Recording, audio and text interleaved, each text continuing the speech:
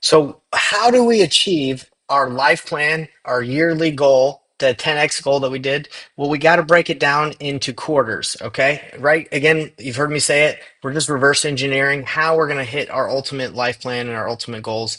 And again, we should be trying to be like our Savior Jesus Christ in all that we do. So, everything we do should align with that. And if it doesn't, let's get rid of it. It's a waste of our time.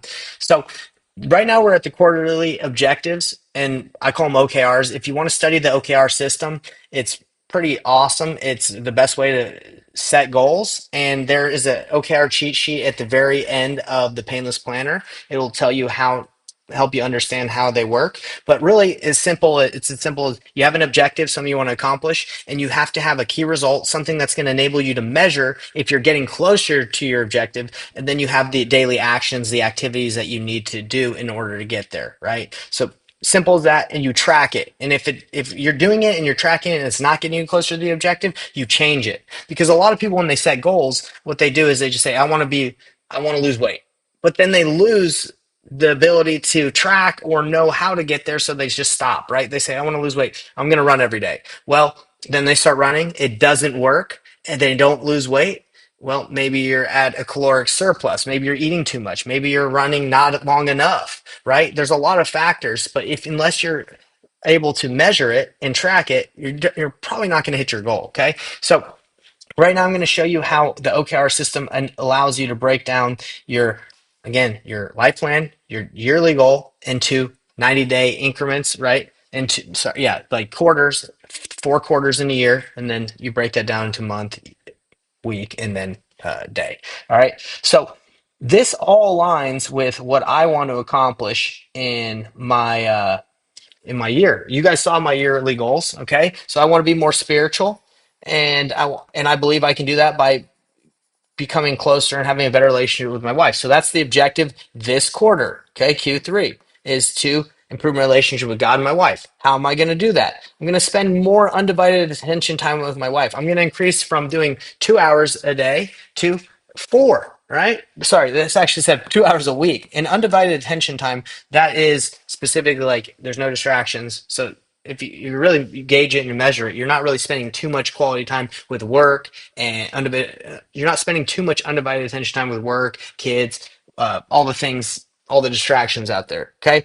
So then what are the specific habits and actions I'm going to take in order to enable me daily, right, or weekly to get spend more time with my wife? Well, right here I've broken it down to I'm going to ask my wife if she wants to connect. Like, hey, do you have time to do that? And actually she said, hey, I don't like you asking. So now because anyway, I'm not going to go into a relationship. She just wants me to do it instead of asking. Like, let's just try and connect. So now it's like, okay, now I'm just going to connect, right?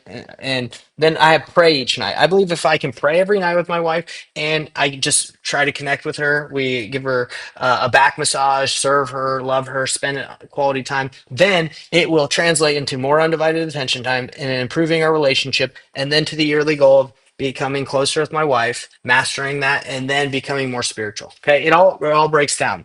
And then under here, initiative and milestones. These are specific things that you have a completion date, right? Or most of them should, where it's like, okay, if I want to spend more undivided attention with my wife, maybe getting going to the movies or like a dinner. She loves eating at this specific restaurant. Maybe just buying that, reserving that in advance is a good idea. Like reserving the time to making reservations. That's what they call it. Making reservations at that place is a good idea. I should just do that for the 20th of October or whatever. Right. So that's something you would just do. That's not like a habit or a KPI that you do consistently. That's just like one time. Right.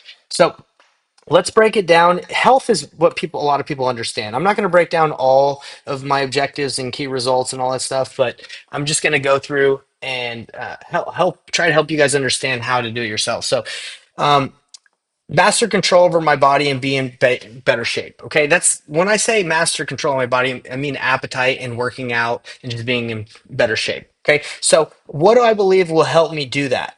I believe if I increase my muscle mass from 127 to 135, that's quite a bit of muscle mass in the quarter, but that's the goal. my goal, sorry, that's the key result. I believe if I can increase that, it will help me achieve my objective. All right. So what am I going to do? I'm going to track what I eat, right?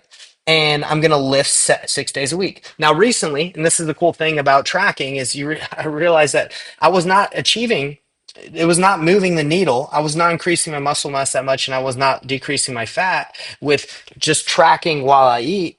Um, I was finding myself not eating, like not tracking or just eating too much. So now I'm like, oh, I should meal prep once a week and follow my meal plan, right?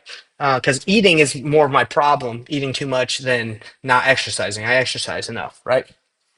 So I believe if I do those things, I will increase my muscle mass and decrease fat and master control of my body. Okay. So we'll do one more. Okay. Invite all to come under Christ. How am I going to do that? I'm going to increase my acts of kindness. I actually like to keep track. I try to serve and like do my best to love and serve others. So I actually try to keep track of what I do, like not to show the world, right? But for myself, okay, I'm aware that I'm trying to love and serve others. So I believe if I can increase the amount of times that I can love and serve others and do acts of kindness, and daily reach out to someone that I can love and serve daily, that will enable me to invite more to come under Christ. Maybe through my example. I don't know. All right, that's what I believe.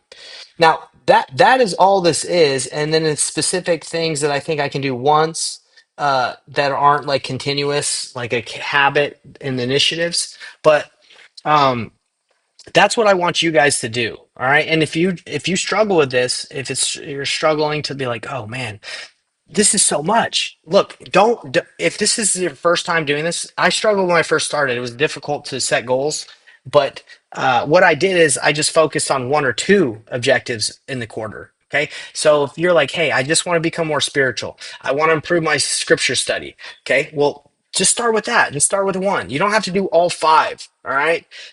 Just pick one or two. So don't overwhelm yourself. This isn't so you guys feel like you're not doing enough. This is so you can learn the model that I believe can help you achieve whatever you desire in life, right? By taking action.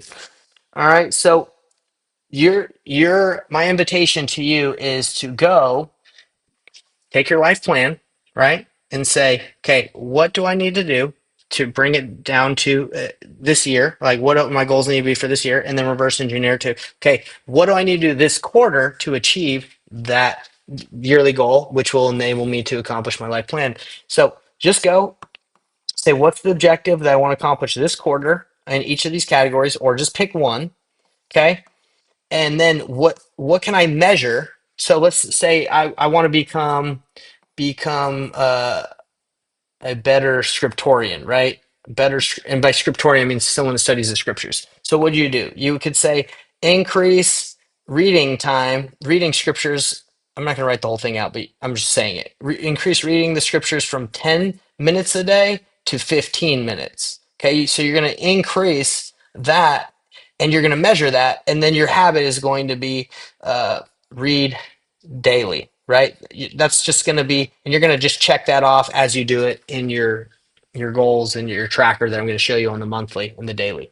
Okay, so if you read daily and you increase from 10 to 15 minutes, you believe you're going to become a better scriptorian, which will enable you in your year goal if you want to become more wise or what, like become more spiritual or just closer to God or have more knowledge.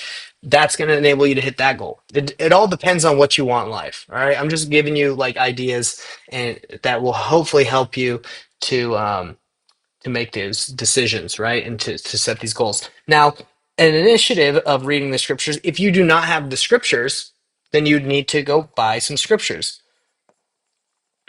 All right, so buy scriptures. Now, if you do have scriptures, but you don't have a place to study because your house is cluttered and you don't really feel like there's a place that you feel comfortable studying or where you can focus, you could be like clean basement where you're going to study and make a study room or study area.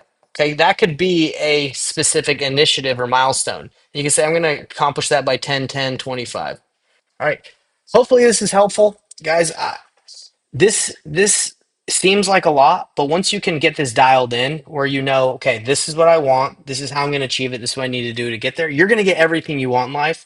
And it's super fun because it's like a game, right? Like when you're playing a game, when you're playing a sports game and you stop keeping score and no one really cares about the outcome of the game. People stop trying. They don't really, it's not that fun anymore to watch. Like if you don't know who's winning or losing. It's the same thing with life. If you don't know where you're at in life and you're just like wake up every day, you don't have a plan, you don't have a goal, it's not that fun. But if you can wake up every day and say, hey, my goal is to get stronger. I'm excited to go to the gym. Or my goal is to become close, like become a better, understand the scriptures more. Well, I'm going to read for 10 minutes a day. And as I do that, you're going to see that progress and it's exciting. And that, again, I believe that's why we're here. I think we're here to progress. I think we're here to lead this life with knowledge and trying to be the best we can be and to change our character, become more like Christ. So that is what OKRs are. In the end of the Painless Planner, in the very last part, there's an OKR cheat sheet. Go check that out. That will help you understand OKRs, and you can use AI to help you make your goals as well. You just say, "Hey, help me break my life plan and my year plan, my year goal into quarterly OKRs with objectives, key results, habits, and initiatives." It will do the whole thing for you. Okay. Hopefully this helps, guys. I love this stuff and I love you guys, and I really hope this is helpful. Okay. See you on the next one.